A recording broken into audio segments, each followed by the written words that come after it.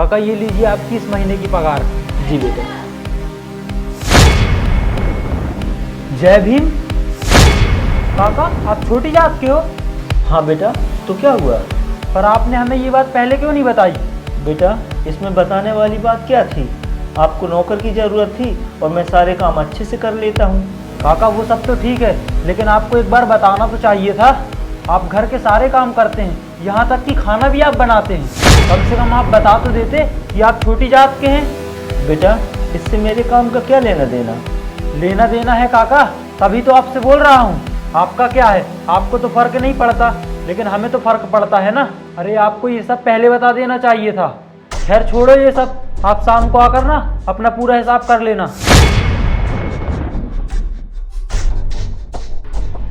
चाचा जी, आपको पता है वो जो हमारे घर में काका काम करते हैं ना, वो छोटी जाति के हैं। तो क्या हो गया? क्या हो गया? चाचा जी ये आप कैसी बात कर रहे हैं? वो अपने हाथों से हमें खाना बनाकर खिलाते हैं, हम भला कैसे खा सकते हैं उनके हाथों का खाना? अरे यार ये कैसी बकवास कर रहे हो तुम? क्यों नहीं खा सकते हम उनके हाथों का बना हुआ खाना? घर का सारा काम वो इतने अच्छे से करते हैं। अब उनकी जाति छोटी है तो उससे क्या फर्क पड़ता है? पिछली बार का भूल गए तुम? जिस नौकर को तुमने रखा था वो तो छोटी जाति का नहीं था ना, फिर भी वो तुम्हारे पैसे चुरा कर भाग गया ना। देखो चाचा, ये सारी बातें अलग हैं, लेकिन एक बार उन्हें बताना तो चाहिए था ना कि वो छोटी जाति के हैं। बेटा वो हमारे घर कितने टाइम से काम कर रहे हैं और हमने तो इन बातों पर कभी ध्यान ही नहीं दिया। पर अब बहुत हो गया, मैंने उन्हें बुला लिया है शाम को उनका पूरा हिसाब करने के लिए। ठीक है, तुम्हें जैसा सही लगे, मगर बेटा एक बात बोलूं, उनसे अच्छा इंसान हमें कहीं नहीं मिलेगा।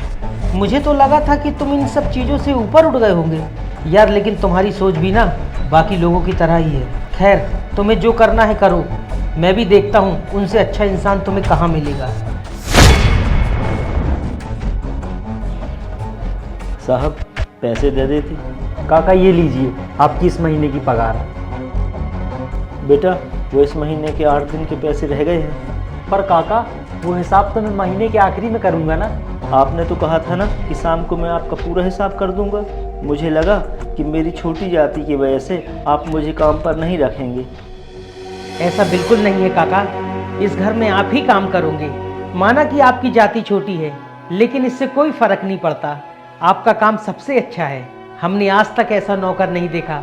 आप इस घर को अपने घर जैसा मानते हैं। और सुबह मेरे भतीजे ने जो कुछ भी आपसे बोला उसके लिए मैं आपसे माफ़ी मांगता हूँ, लेकिन काम इस घर में आप ही करेंगे।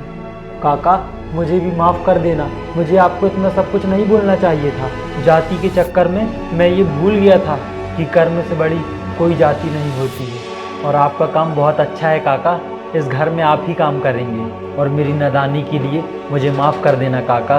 बेटा आप दोनों मुझसे माफ़ी क्यों मांग रहे हो? आप लोगों को आपकी गलती का एहसास हो गया, मेरे लिए यही काफ़ी है। आप लोग तो मेरे बच्चों की तरह हो ना। ठीक है बेटा, अब मैं चलता हूँ। मैं कल ना टाइम से आ जाऊँगा।